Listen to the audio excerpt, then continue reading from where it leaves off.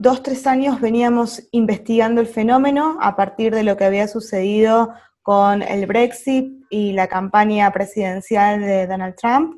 y estuvimos atentos a lo que sucedió en Brasil y aquí en Argentina. Es decir, veníamos estudiando las campañas de desinformación o aquel contenido que circulaba falso y engañoso en plataformas sociales en contexto electoral. Hoy, este año, por el contexto, lamentablemente, que estamos viviendo, encontramos que estamos ante campañas de desinformación vinculadas a los temas de salud, ¿sí? En este sentido es que hoy hablamos de infodemia. Estamos viviendo una epidemia de información falsa relacionada al COVID-19, que justamente lo que busca es alarmar y generar pánico en la sociedad. Es muy importante, entonces, en estos momentos que todos entendamos cuáles son las implicancias y qué efectos reales, concretos, puede tener la desinformación, que no es algo que queda en plataformas sociales o servicios de mensajería,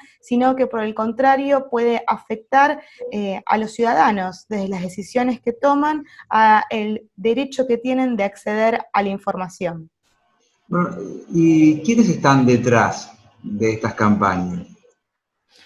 Bueno, esa es una muy buena pregunta, porque cuando uno piensa en las motivaciones por las cuales se generan estas campañas de desinformación o contenido falso y engañoso, uno lo primero que puede pensar es en esas usinas de poder, es decir, quiénes son los que están orquestando este tipo de contenidos. Hay un gran componente que tiene que ver con el de la influencia política, es decir, aquellos que generan este tipo de contenido para poder causar daño, porque es importante también entender que cuando hablamos de desinformación, estamos hablando de un contenido que es falso o engañoso, que se crea de forma deliberada para poder causar daño sobre un grupo de la sociedad, ¿sí? Es decir, un grupo, un colectivo, una persona. Entonces, nosotros podemos ver que puede haber un contenido político detrás, también puede haber una cuestión económica, aquellos que buscan generar ganancias a partir del tráfico que genera este contenido engañoso, pero también podemos tener aquellos que sin darse cuenta contribuyen a esta difusión del contenido falso y engañoso por negligencia, es decir, sin saber, porque le llegó una cadena y cree que esa información puede servir, no creo que haga daño, es decir, el usuario común busca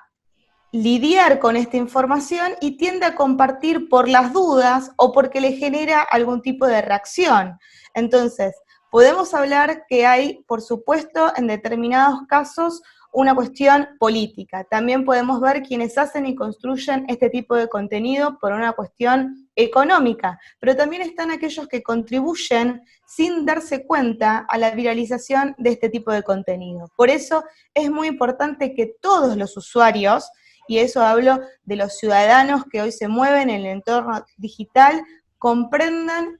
la importancia de la desinformación y puedan tomar algunas pequeñas estrategias que no llevan muchos minutos, es decir, diría que en pocos segundos, para que puedan identificar o al menos empezar a desconfiar ese contenido que les llega.